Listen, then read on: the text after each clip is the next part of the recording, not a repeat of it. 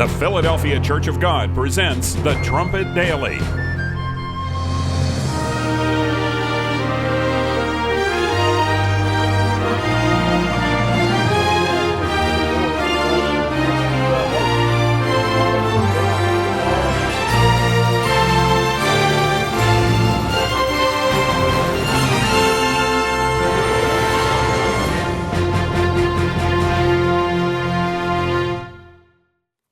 Well, it's been another embarrassing week, you could say, for the United States. We've been a spectacle, really, for a few years now. But really, this past week is, I guess you could say, it's the icing on the cake.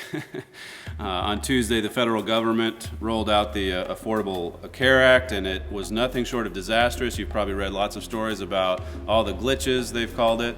And just how impossible it is to sign up for this. And the Associated Press, which is published in thousands of news outlets around the world, was quick to rush to the defense of the Democrats and the White House, saying that this dysfunctional system was actually a sign of just how popular the act is, which is quite a stretch, as I think most of us know. And then together with that, of course, you have all the news about this partial government shutdown, which has happened here in the United States this past week, and following that, or together with that, the hysterical reaction of the news media, as if this is the beginning of World War III, you would think, as they go on and on about all of the difficulties that this is going to pose for the average American. The Washington Post actually ran a headline on Monday, I think it was, warning that if Congress didn't reach some kind of compromise, that Americans wouldn't be able to watch a baby panda online. This National Zoo has online streaming available for people to view the animals, I guess, and that was going to be shut down because of the government shutdown. According to the article, it says the National Zoo announced on Twitter that all live animal cams would go dark during a shutdown, along with, in real life, public options. So together with that, on Wednesday, we learned about all of the parks that had been shut down across America. And that same day, it was discovered that it was the White House that actually went about to close up some of these parks around the Washington D.C. area, just to make it more difficult for Americans. Counting on the fact, of course, that the news media would be quick to rush to their defense and to blame everything on those evil Republicans, and that's been the standard fare from all of the coverage. The World War II memorial in particular, I think, was the most intriguing aspect of this story. It says on its own website that the public can visit that memorial 24 hours a day, and I think it's privately funded and privately operated, but it happens to be on federal land. And so when the shutdown set in, then the White House ordered for it to be closed, to be barricaded. I mean, they've put more people on duty to guard against people getting in than they had before the shutdown, just to make a statement, again, just to send a message and just to get the media to respond in favor of the political enemies. It's all political. So here we see the greatest single nation in the history of the world. And what is it that we're talking about? Even as our country is in rapid decline and disintegrating like ancient Rome in so many ways. And this past week we're talking about pandas and parks, and how, because Yosemite Park's going to be closed down, that's really going to be a burden on America. And look at what's happening. Meanwhile, or what has happened. Mr. Hilliker just produced a booklet for this church about how dysfunctional the family is. It's being redesigned right before our eyes. And that's been going on for much more than a week, as we well know. It's been going on for generations, and with little or no outcry from anyone in authority. Here at home, together with that, you look at the economy. President Obama, over the last 5 years, has added $6.5 trillion to the debt, to the national debt. The median income, it was reported over the summer, of the average American household has declined in the last 5 years by almost $3,000, even adjusting for inflation. And so America is becoming poorer There's more people being added to the food stamp rolls every day by the millions over these last 5 years. More people in poverty than ever before. The number of people in poverty rose by about 6.7 million since 2009, just in these last 5 years or so. Overall, 15% of Americans are now considered to be living in poverty, and that compares to 13.2% in 2008. So poverty is on the increase. And of course, we should stipulate that poverty, in America is much, much better than the way most people live in third world countries. Still, you see that gradual decline or rapid decline, depending on how you look at it. 9.5 million Americans have left the U.S. workforce since President Obama came into office. 9.5 million have just stopped. They're gone. They aren't working anymore. Maybe there's not enough jobs. Maybe there's too many benefits that the government is happy to provide. Whatever the reason, where are those 9.5 million? After Labor Day, the Bureau of Labor Statistics reported that 90 million Americans aged 16 and older were not in the labor force. 90 million. I forget the total population. It's 315 or 320 million?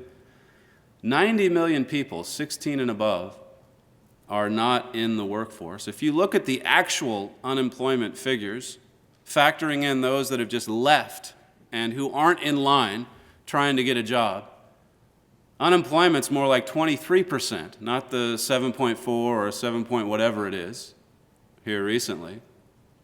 In real terms, it's 23%. Those are some of the problems that are happening here at home, and yet look at how much of a spectacle we've become abroad. Every time something like this week happens here in America, I always think, what must Russia be thinking? Or what must Europe be thinking or doing? Or what must they be thinking and doing in the Middle East? It's something to think about. I talked about the disastrous week it was for America a few weeks back with the whole, mess on Syria and then Putin swooping in to save the day. You remember that? I mean, it fell off the headlines. You don't even hear about how serious the situation is in Syria, as we're so preoccupied with parks and things of that nature. But Syria is still a mess, and America was made to look so foolish through that first or second week in September.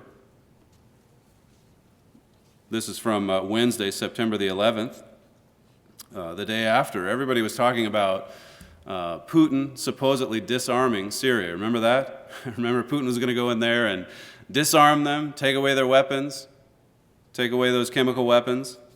And the day after that was reported, it says, Putin will renew an old offer to supply Iran with 5 of the sophisticated ground-to-air missile systems at a meeting with Iranian President Hassan Rouhani on Friday. So that was a few weeks back, right after Putin was supposedly there to save the day. There was a report, too, about just the difference in the Time magazine covers. There was one here in America. They have 4 editions internationally. And the one here in America had a football player talking about something, I think, paying athletes. And then the other 3 had Vladimir Putin on the cover after his dominant week, which was obvious to the world. But here in America, what are we concerned about? Football and parks and bears. Crazy what's happening. I mean, our heads are so deeply buried into the sand, we can't see anything that's going on around us. And the world's burning. The world's falling apart before our eyes. And America is disintegrating fastest of all. The headlines from that week when Putin just absolutely schooled the United States. Our president is a laughingstock. That was from the USA Today. Putin didn't save Obama, he beat him. That's from the Weekly Standard. Even Maureen Dowd, she's a leftist. She referred to what was happening in the White House as amateur hour. Obama's Syria debacle inflicts historic damage on America. That was at Commentary Magazine. And then on it goes. I mean, you can pull any number of headlines similar to that. And it was all capped off, as you might remember, by Vladimir Putin's editorial in the New York Times, where he lectured the United States, where he lectured President Obama using some of the same leftist talking points that are quite popular among liberals. And then following on that, even though Russia's there selling Iran all these weapons, supplying Syria with all these weapons, then the big news a week or two after that was how Iran and the United States, the presidents of both countries, had come together and finally talked after 34 years. 34 years. There's finally a thaw in relations. And it's all just a ruse, as we well know. 3 decades of hate, violence, terrorist attacks, sponsoring terrorism around the world. 3 decades of this. As if any of that's going to stop just because of a phone call or a conversation. It's not just in America, where we're being made foolish. After the attacks in Kenya a couple of weeks ago, this is what David Cameron in England, the Prime Minister in England, had to say. He said, "These appalling terrorist attacks that take place where the perpetrators claim they do it in the name of religion, they don't," he said. And they did. They did do it in the name of religion. Those terrorists, Al-Shabaab, coming into Kenya, remember keeping those hostages in the Nairobi Mall and separating them apart, the Muslims from the non-Muslims, and then they basically went and executed the non-Muslims. They shot them point blank range because they weren't Muslims. So it was in the name of religion. Of course, their perverse, twisted religion. But still, Cameron went on to say, they do it in the name of terror, violence, and extremism. And that's true, but they do it in religion too. They do it for religion, they believe. And when they do those things, the knee-jerk reaction in the West, primarily in Britain and in America, is to immediately rush forward to the defense of all things, to the defense of Islam, instead of their own people or Western values even. When all this wrangling was going on between Democrats and Republicans, there was actually a White House spokesman who likened the Republicans to suicide bombers. Imagine that. When you've got these real suicide bombers roaming the world, being funded and supplied by Iran and Syria and the like, and the leaders in Israel today, the modern-day nations of Israel, are so quick to defend those barbaric actions and so quick to lash out at the people in their own country if they happen to be in the opposite party. These real suicide bombers that roam the world, they're receiving greater support from Iran and others than ever before. That's increasing. That's on the rise. You see that happening in the Middle East. You see America withdrawing. You see Russia becoming more assertive because of that vacuum. And then what about Europe? This is a report from October 2nd, DeCourcy's intelligence brief. He said yesterday, EU sees U.S. refocus in Asia as a challenge and an opportunity. It says there will be a European Council meeting in December concentrating on the EU's common security and defense policy. The most ambitious integrationists are seeing this as a perfect opportunity for a major push towards closer integration on defense. They want to come together now and have a stronger defense because they see America in retreat and they see the neighborhood around them very dangerous. At least Europe can see it. The U.S.'s refocus toward Asia, coupled with a high level of instability around the EU periphery, are the main driving forces, along with budget restraints on individual countries. So countries are struggling in Europe as well, and they need to come together. This unusual mix of iron and miry clay, as it says in Daniel 2, It's difficult for that mixture to come together, but the prophecy says that it will. And for a short time, it's going to have all the strength and the power of that iron of the Roman Empire, anciently. Further in this De Courcy report, it says, events since this report was published have served to support its underlying, it's referring to a report from back in May when it talked about these talks initially to build up a more unified defense in Europe. It says, events since this report was published have served to support its underlying premise that the U.S. is becoming less interested in policing the EU's periphery. The most obvious illustration of this was the enthusiasm with which the U.S. embraced Russia's formula for avoiding military action in Syria. It says at the same time, the continuous instability in North Africa and, of course, in Syria has reinforced the belief that much of Europe's periphery will indeed be plagued by unrest for decades to come. And so Europe's preparing for that. Europe's getting ready for that unrest. Europe's getting ready for more violence. Let's look at Isaiah 3, just to hit a few scriptures here before we conclude. Isaiah chapter 3. The prophet Isaiah, as we know, describes modern-day Israel today, which includes the United States. It includes Britain, as Mr. Armstrong proved in the United States and Britain in prophecy. Actually, let's go to Isaiah 30 first, and then we'll conclude in chapter 3. Isaiah chapter 30 and verse 8. It says, now, go, write it before them in a table, and note it in a book, that it may be for a time to come, forever and ever. Isaiah, of course, went and delivered this message to Israel anciently, but God had him record it in a book because it's primarily for our time today. It says there, for a time to come, forever and ever. It's for the future, this prophecy. This warning, verse 10 says, which say to the seers, see not, and to the prophets, prophesy not unto us right things, speak unto us smooth things, prophesy deceits.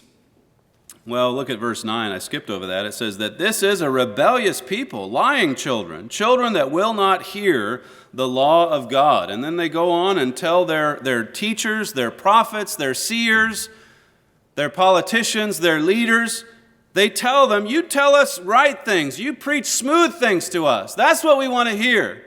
We want to hear that everything's going to be okay. We want to focus in on problems, quote unquote, that aren't really problems at all. A park or a panda, those kinds of things. But don't give us the real serious events that are happening before our eyes. Don't tell us that this is heading towards an absolute cataclysmic crash. Don't tell us about that. Just give us the smooth things. And carnally, really, that's what all of us want. We want to let up.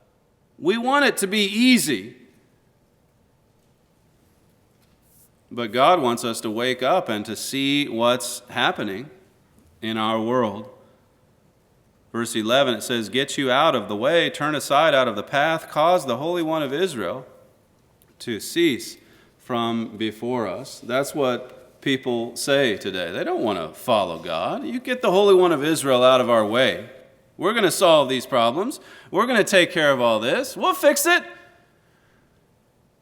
Democrats know how, they think. Republicans know how, they think. And yet everywhere you look, there's division. There's division in the Republican Party. There's Republicans who hate Tea Partiers more than they hate the opposite side, or these terrorists that attack us. Division everywhere you look, and strife. A house divided can't stand. That's what Jesus said. Lincoln quoted that. It can't stand. The time for celebrating this democracy where you have hatred and division unlike never before, it's over. People still insist, surprisingly, that, well, that's the beauty of democracy, that we can have two sides just bitterly arguing with one another. And look at what it's led to. Look at this past week. Look at the spectacle that America has become. The once greatest superpower in the world, losing that superpower status before our eyes. It's gone. It's gone, and it's not coming back. It's about over. Verse 12, it says, "Wherefore thus says the Holy One of Israel, because you despise this word and trust in oppression and perverseness, and stay thereon, therefore this iniquity shall be to you as a breach ready to fall, swelling out in a high wall whose breaking comes suddenly at an instant." Can you begin to see how quickly the United States is going to end in ruin? I mean, when our leaders finally do wake up to what's actually happening, it's going to be too late. The fall is going to happen suddenly and at an instant. It's going to happen at an instant. The day of reckoning is just about here. It's just about here. And yet look at what our childish leaders squabble over. It's embarrassing. It really is. Isaiah 3, we'll conclude here. Isaiah prophesied of this as well. The childishness that you see in Washington. And really, the only thing that rivals that is the ignorance that you see across America. We want smooth things. We want it to be easy. Isaiah 3 and verse 1, it says, "The Lord will cut off Jerusalem and Judah's food and water supplies." That's from the Living Bible. When those things are cut off, then people are going to turn in desperation to violence and murder, much more so than what we already see. Just to survive, their survival instincts will kick in, and then it's going to turn into full-scale anarchy. Verse 4, it says, "And I will give children to be their princes, and babes shall rule over them." That's what we're being led by in Israel today. That's why society's upside down.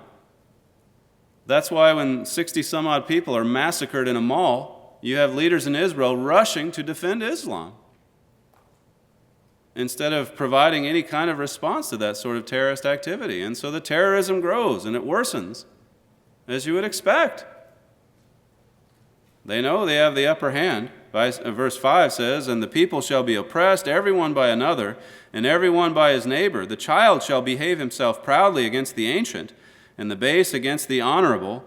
It says, "When a man shall take hold of his brother, of the house of his father, saying, 'You have clothing, be you our ruler, and let this ruin be on your hand.'" It's talking about a time when problems will be so bad that even the leaders are going to be running for the exits.